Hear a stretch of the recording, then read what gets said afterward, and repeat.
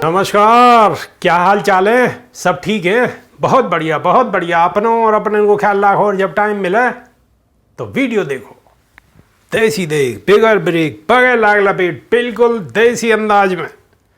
Baspa supremo लगातार जब ते सवाल पे सवाल उठा रही हैं, तब ते गोदी मीडिया वाले चैनल हों चाहे अखबार हों जो बिल्कुल शांत बैठे हैं, लेकिन अब उनकी मजबूरी बन चुकी है। बसपा की खबर को दिखाना उनकी मजबूरी बन चुकी है और सीधो सीधो ना दिखाएंगे तो थोड़ा बहुत चाहे इन्हें घुमा के दिखाना पड़े, लेकिन दिखाएंगे जरूर। क्यों कि अगर नहीं दिखाएंगे तो पब्लिक में तो इनको अस्तित्व ही खत्म है जागो।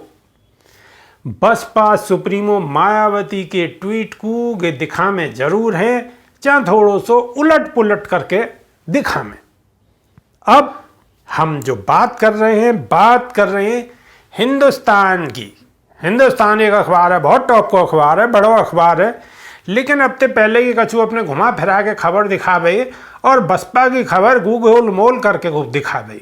लेकिन अब जब ते इन स्थिति को आभास हुआ है, क्योंकि बड़े बड़े पत्रकार हैं इनके पास भी, वो भी समाज से जुड़े रहे हैं, समाज से बहुत सारे मैसेज मिले और वो अपने हेड ऑफिस में भी बताएं कि स्थिति क्या है और स्थिति क्या बन सकती है और आगे को अगर ऐसा माहौल बन गो तो फिर तो जवाबदेही बनेगी।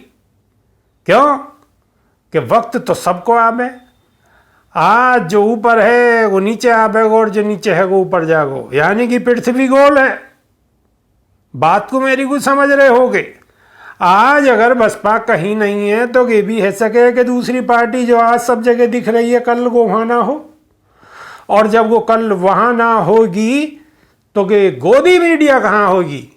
गोदी मीडिया भी ऐसे ही होगी, ये भी ना होगी। फिर बात को समझ रहे हो या नहीं?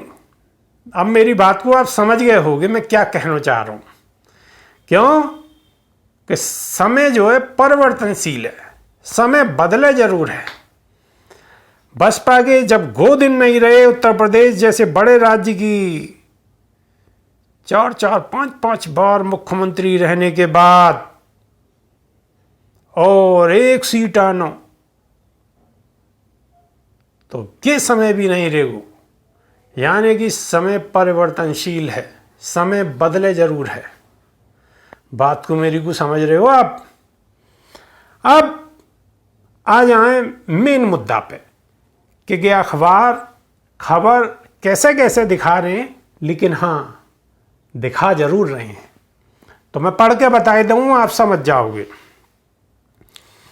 कभी उत्तर प्रदेश पर राज कर चुकी बहुजन समाज पार्टी सियासी वजूद की लड़ाई लड़ रही है। यानी कि कभी राज कर चुकी बहुजन समाज पार्टी अब वजूद की जंग लड़ रही है, ये कह रहे हैं। या कि नहीं, यहाँ पार्टी प्रमुख मायावती ने कमाल संभाल ली है और खबर है कि वो इन दिनों लगातार मुस्लिम समुदाय को समर्थन हासिल करने की कोशिश में जुटी हैं। 2022 विधानसभा चुनाव में बसपा की हालत बेहद ख़राब रही। पार्टी ने 403 सीटों पर चुनाव लड़ा और केवल 1 ही सीट जीत सकी। 287 पे बसपा उम्मीदवारों की जमानत जब्त है गई। फिलहाल वो 2024 लोकसभा चुनाव के लिए दलित मुस्लिम वोट जुटाने की जुगत में लगी है। विधानसभा चुनाव में बसपा की हार के लिए मायावती ने मुसलमानों को जिम्मेदार बताया।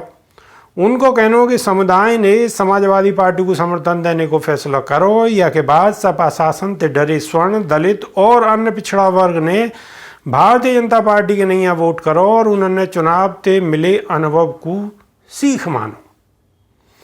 मौजूदा गतिविधि को देखें तो मायावती लगातार ये सुनिश्चित करने में लगी हुई हैं कि कम से कम ट्विटर पर ही वह समुदाय के मुद्दे को पहले उठाती रहे। उन्होंने राज्य में चर्चा में चल रहे मदरसन के मुद्दे को भी उठाया है।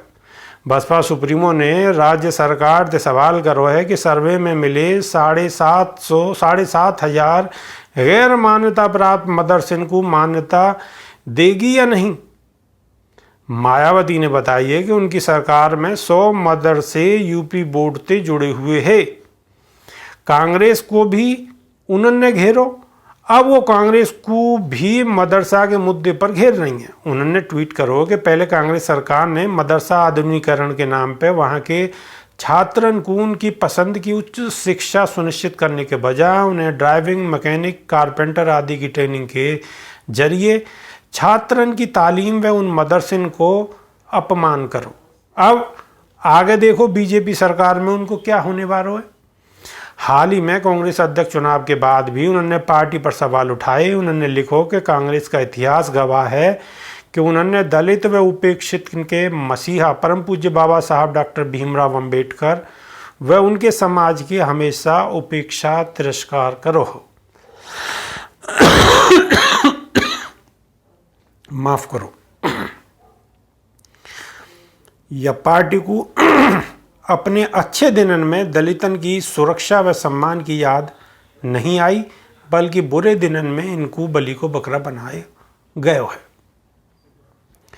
मायावती ने एक अन्य ट्वीट के अनुसार अर्थात कांग्रेस पार्टी को अपने अच्छे दिनन के लंबे समय में अधिकांश गैर दलितन को एवं वर्तमान की तरह सत्ता के बाहर बुरे दिनन में दलितन को आगे रखने की याद आवे है।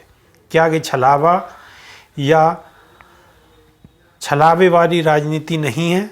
लोग पूछ रहे हैं क्या यही कांग्रेस के दलितन के प्रति वास्तविक प्रेम है?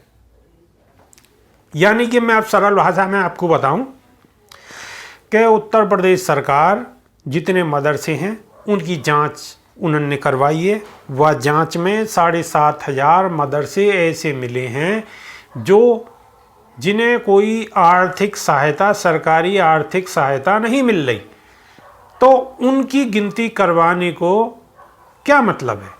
जब सरकार उन्हें कछु दे ही ना रही, कछु ले ही ना रही, तो उनकी गिनती पिनती करवाने को क्या ड्रामा है? तो बसपा सुप्रीमो ने वापस सवाल उठाए कि भाई वो बालकन को पढ़ा रहे हैं, अपने चंदा वंदा दे पढ़ा रहे हैं तो पढ़ाने दो, हम बुराई क्या बात है?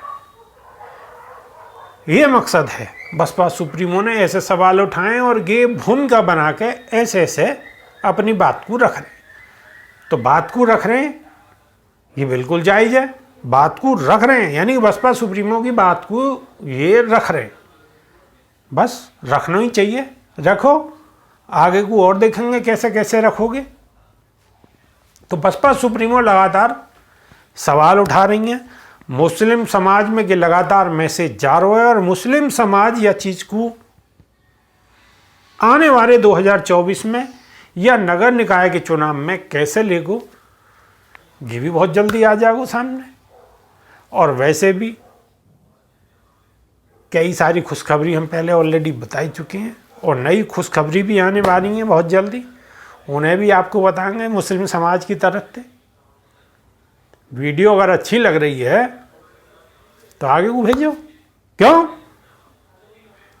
क्योंकि आप ही हो बीएसपी की आईटी सेल। तेजी देख बिगर ब्रेक बगैर लाग लपेट, बिल्कुल तेजी अंदाज में। बहुत बहुत धन्यवाद। नमस्कार।